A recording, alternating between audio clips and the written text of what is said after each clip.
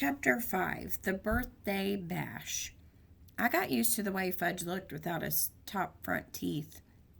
He looked like a very small first grader. Dr. Brown, our dentist, said that he had to wait until he was 6 or 7 to get his grown-up teeth.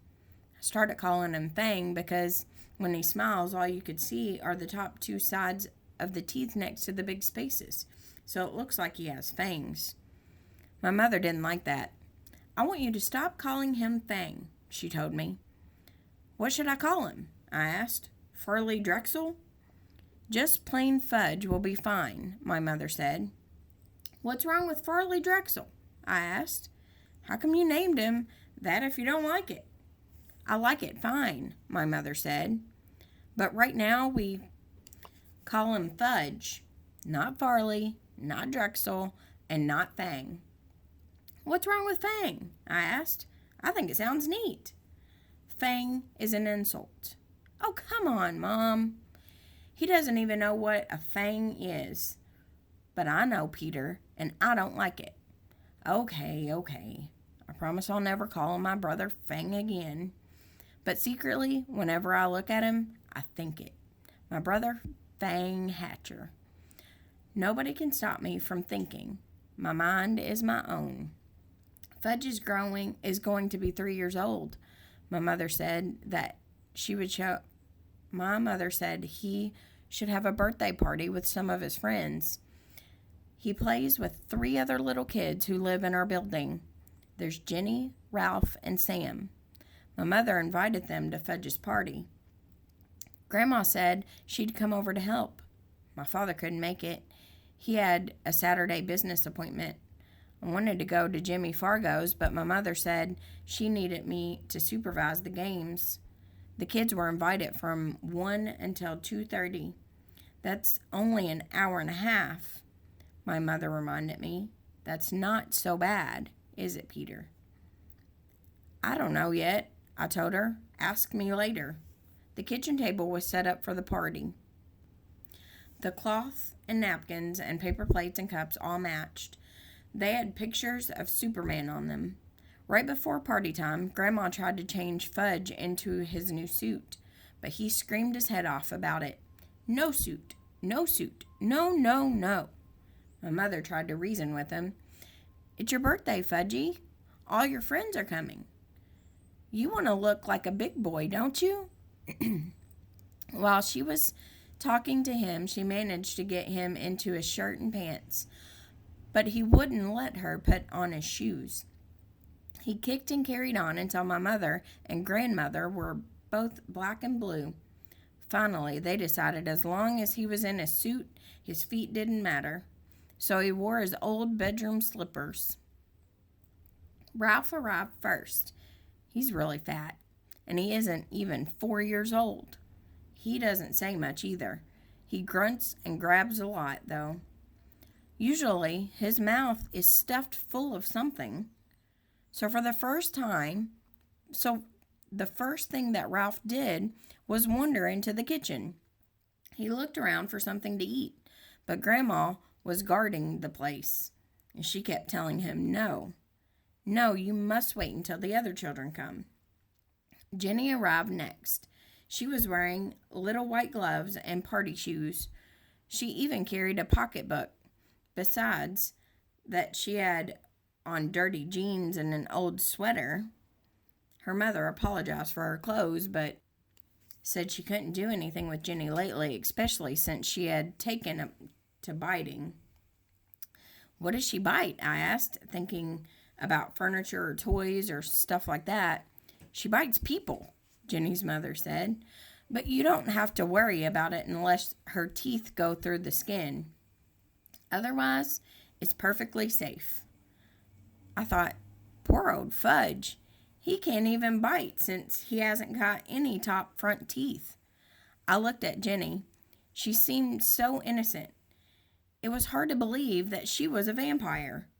Sam came last. He carried a big present for Fudge, but he was crying. "It's just a stage he's going through," his mother explained.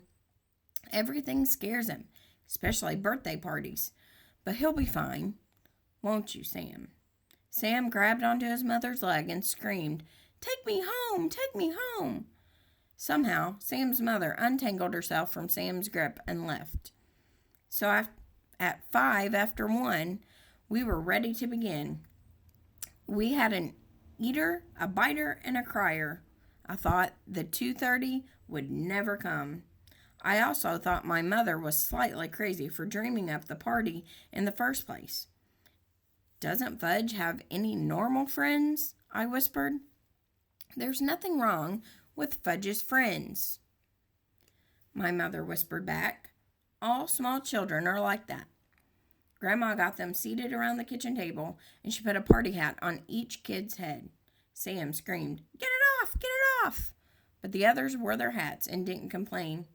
My mother snapped a picture of them with her new camera.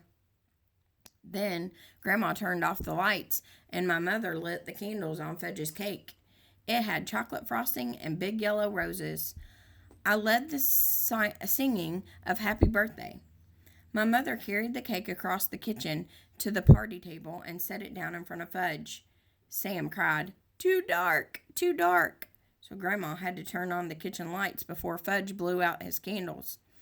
When he was finished blowing, he reached out and grabbed a rose off of his cake. He shoved it into his mouth. "Oh, Fudge," my mother said, "look at what you did." But Grandma said, "It's his birthday. He can do whatever he wants." So Fudge reached over and grabbed a second rose. I guess Fat Ralph couldn't stand seeing Fudge eat those yellow roses because he grabbed one too. By that time, the cake looked pretty messy. Finally coming to her senses, took the cake away and sliced it up. Each kid got a Dixie cup, small piece of cake, and some milk. But Jenny hollered, "Where's my rose? Want one too?" Because her slice of birthday cake didn't happen to have one. My mother explained that the roses were only decoration and there weren't enough to go around. Jenny seemed to accept that, but when Grandma stood over her to help open her Dixie, Jenny bit her on the hand. "She bit me!" Grandma cried. "Did it break the skin?" my mother asked. "No, I don't think so," Grandma said, checking. "Good. Then it's nothing to worry about," my mother told her. Grandma went into the bathroom to put some medicine on it anyways. She wasn't taking any chances. Ralph was the first one finished with his food. "More, more, more," he sang, holding up his empty plate. "I don't think you should give him any more," I whispered to my mother. "Look how fat he is now." "Oh, Peter, this is a party. Let him eat whatever he wants." "Okay," I said. "Why should I care how fat he gets?" My mother served Ralph a second piece of cake. He threw up right after he finished it.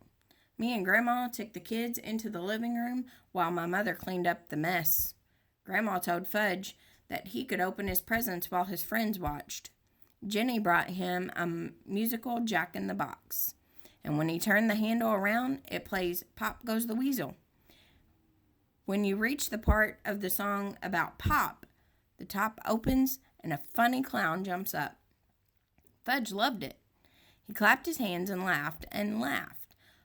But Sam started to scream, "No, no more. Take it away." He hid his face in his hands and wouldn't look up until Grandma promised to put the jack-o'-lantern in the box in another room. Fudge opened Ralph's present next. It was a little wind-up car that ran all over the floor. I kind of liked it myself. So did Ralph, because he grabbed it away from Fudge and said, "Mine." "No, Fudge," shouted, "mine." And when my mother heard the racket, she ran in from the kitchen. She explained to Ralph that he had brought the car to Fudge because it was his birthday, but Ralph wouldn't listen. I guess my mother was afraid that he might throw up again, and this time on the living room rug, so she begged Fudge to let Ralph play with the car for a few minutes. But Ralph kept screaming. It was his car, so Fudge started to cry. Finally, my mother took the car away and said, "Let's see what Sam brought you." Fudge liked that idea. He forgot about the little car as he ripped the paper and ribbon off of Sam's package. It turned out to be a big picture dictionary. The same kind the Yarbys brought me a couple of months ago. Fudge got mad when he saw it. No, he yelled, no more book. He threw it across the room. Fudge, that's terrible, my mother said. You mustn't do that to the nice book. No book, Fudge said. Sam cried. He doesn't like it. He doesn't like my present. I want to go home. I want to go home. Grandma tried to comfort Sam while my mother picked up the books. She gathered the wrapping paper and ribbons and cards together.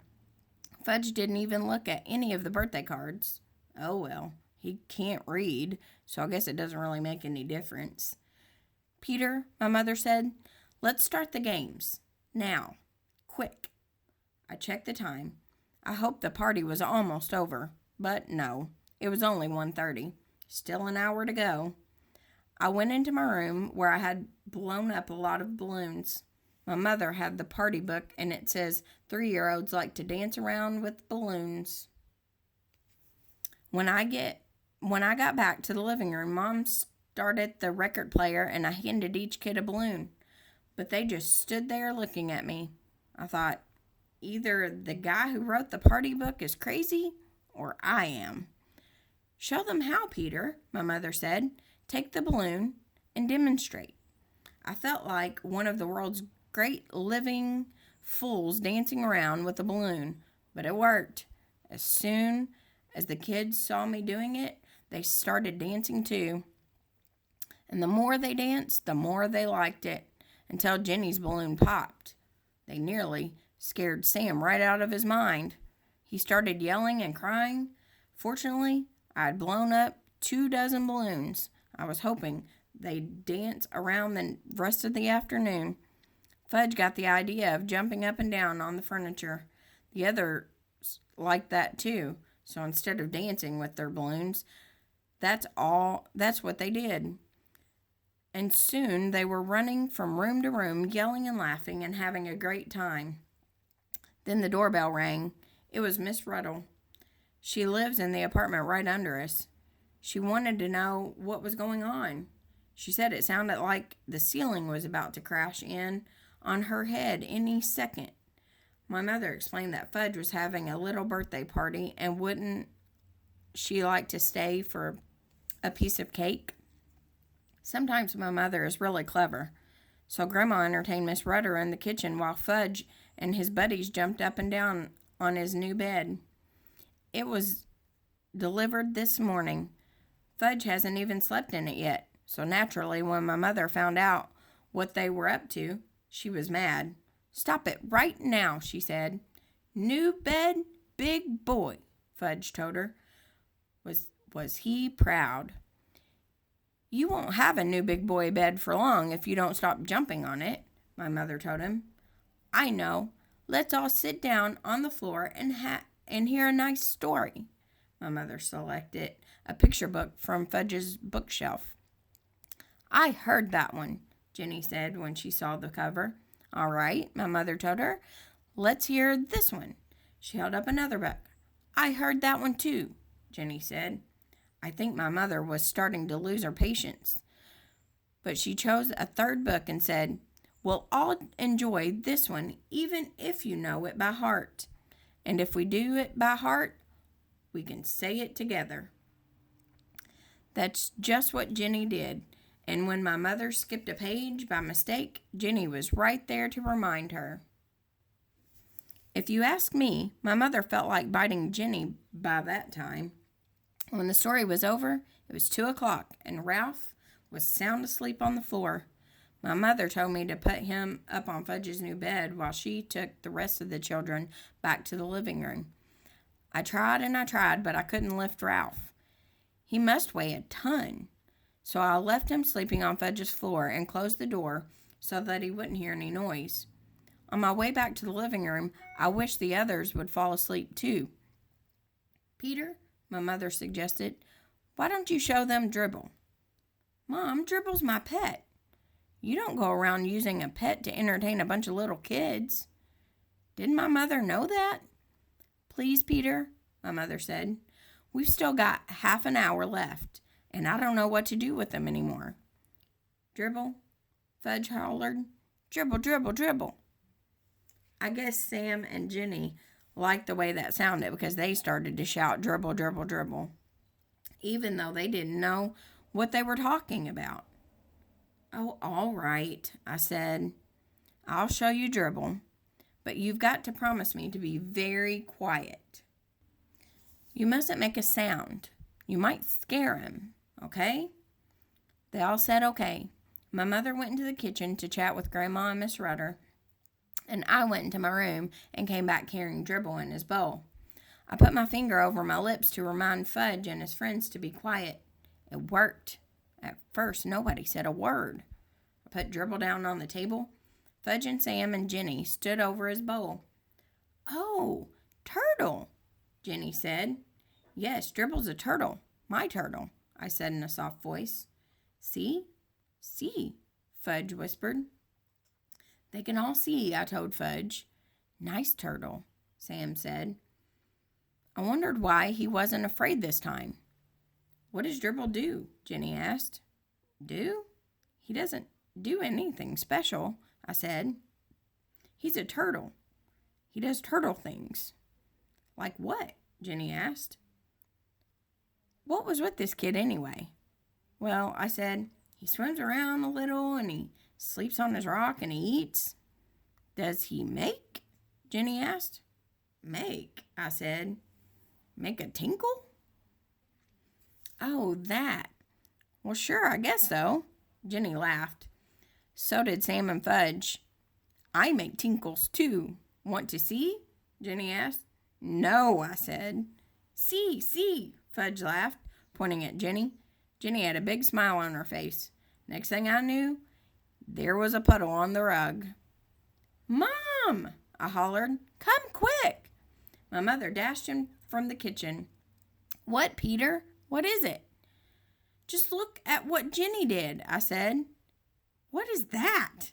My mother asked, eyeing the puddle.